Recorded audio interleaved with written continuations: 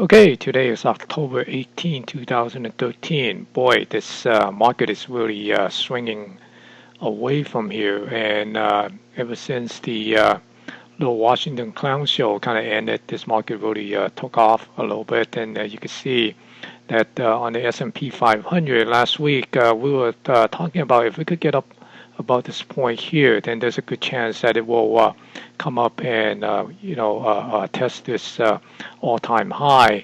And you can see right now that the last 2 days it just made a new all-time high. And right now, as we take a look at the weekly here and just try to get some projection, we have to go back and use the price channel from the March 2009 low and project up, and we could see that it could be come up to somewhere near this 1800 level here. And there is also the Fibonacci retracement, and we have a 127 extension here, which would bring it up somewhere around the 1827. So certainly we could be looking at this market continue to rise up to this particular level here near the 1800. Although right now a lot of people might be thinking about the market might be a little bit of a euphoric or getting a little bit of a ridiculous based on some of the price move, particularly with Google, and some other stock that we'll take a look at in another video. But in this video, we're basically just going to take a look at the market indexes, and you can see that S&P 500 is making a new all-time high. And from the way it looks right now, it's most likely going to continue to make a new high. And the other thing is, not only just the S&P 500.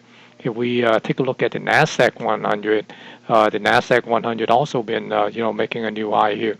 Since we came down, book to here, since Wednesday, and you can see that it just continued to move on to a higher level, and especially with some of the high beta, big cap tech stock.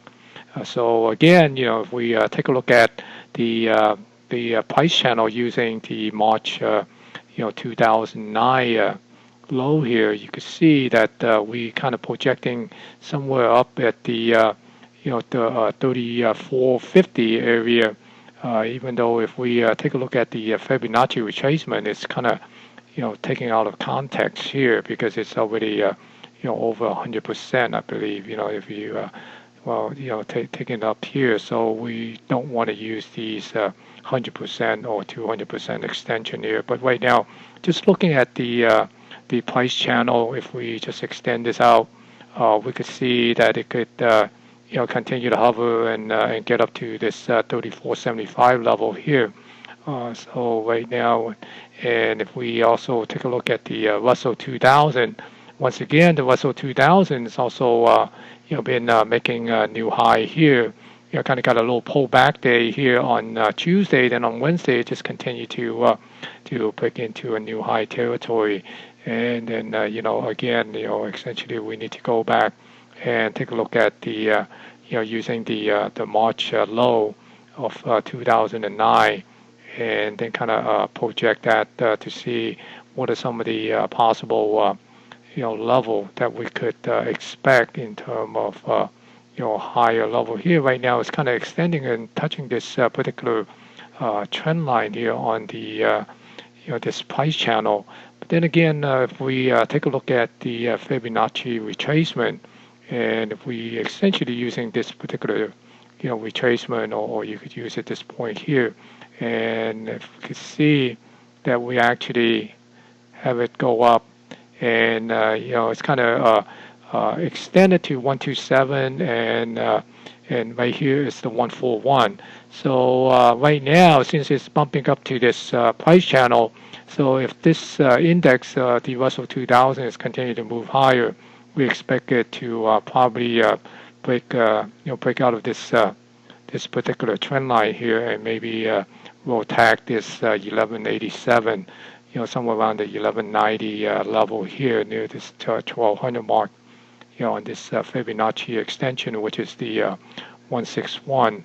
So And the lagger has basically been the Dow. So if we take a look at the Dow here, here's the previous new all-time high, right here, and right now seems to be lagging, and it could be due to one major stock which has been weak as IBM, but I don't believe that is the only one.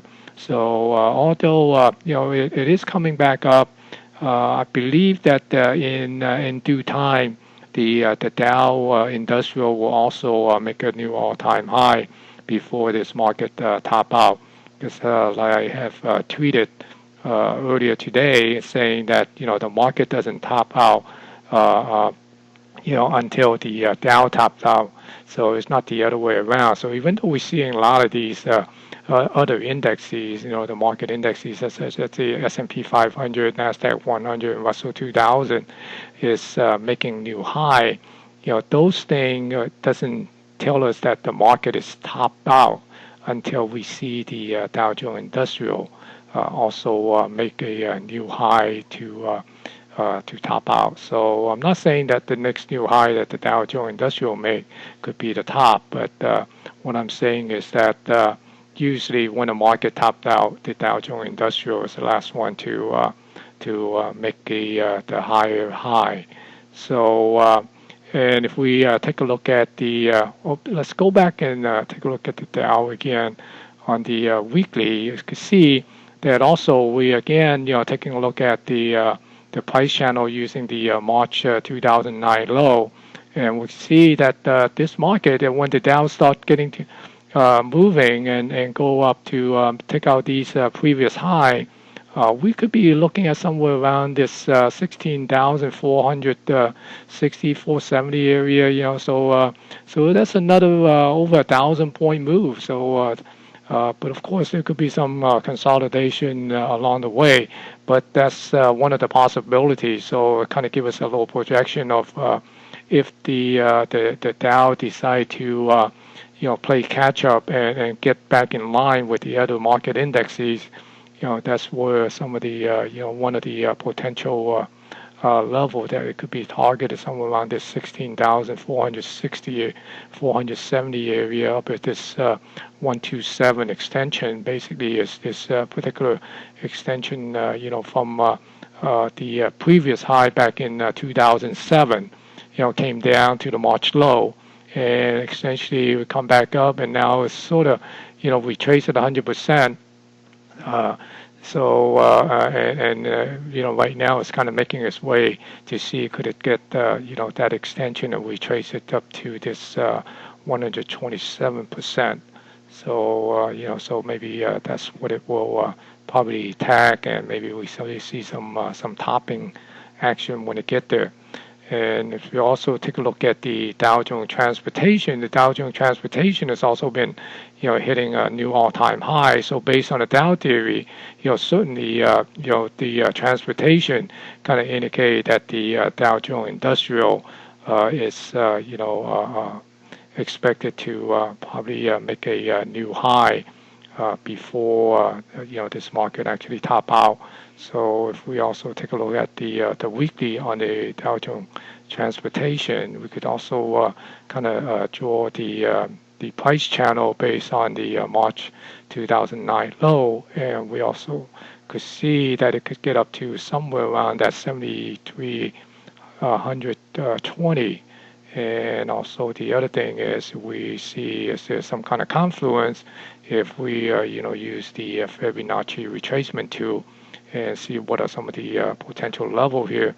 So again, you can see that it's coming up and tag this 141 extension, and if we get up to this upper trend line here, is basically could have a confluence near this 161 Fibonacci extension here on this.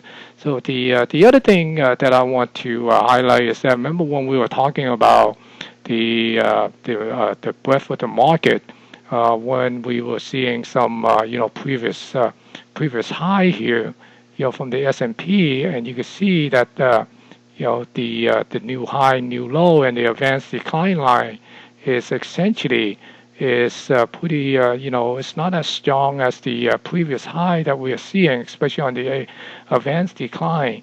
And you can see that even down at this level here, the advanced decline and the new high, new low is much higher, much more strength. So it kind of gives us that indication that this right here might not be as strong or of a high here. But you can see the recent action here, right now at this new high here. And we are actually seeing, a higher high on the also a new essentially is a new high on the the advanced decline, and also the new high, new low is pretty much matching up, if not exceed a little bit above the previous new high, new low in this area when it was when the market was making a new high here back in May of believe that was this year, earlier this year. So you can see that the market breadth actually came back up and caught up with the index. So we certainly got the confirmation on the internal market strength to support this particular new high, new all-time high on the S&P 500.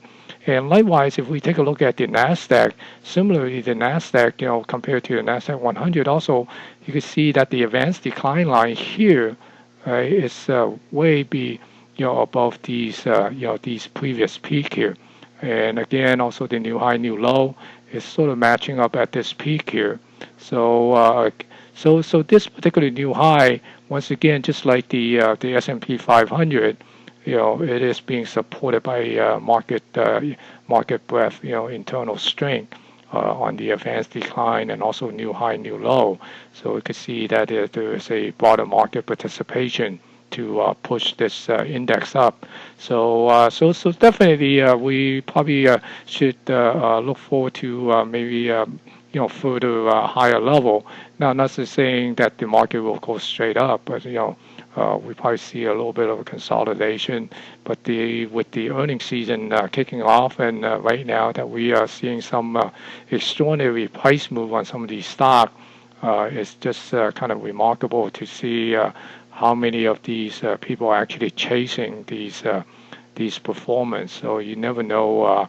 How long the market will be overbought, because a lot of people are saying that the market is essentially overbought, but the market could stay overbought for longer than all the patient dip buyer waiting for a pullback to buy in, or the short seller waiting to try to sell this market down.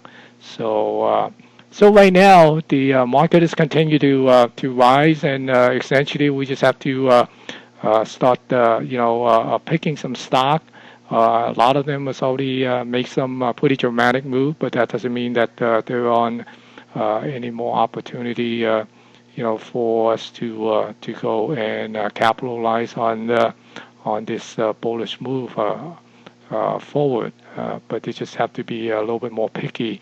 Certainly, we don't want to go and chase after those stocks, especially like stock like Google that's up over 100 some odd point today.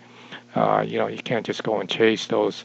And similarly, like Chipotle or Amazon. So we'll take a look at some of these stock on the other video that we'll put on maybe later on the weekend. But for now, essentially that's the way the markets look. Continue to show a lot of strength, and definitely probably going to see a newer high.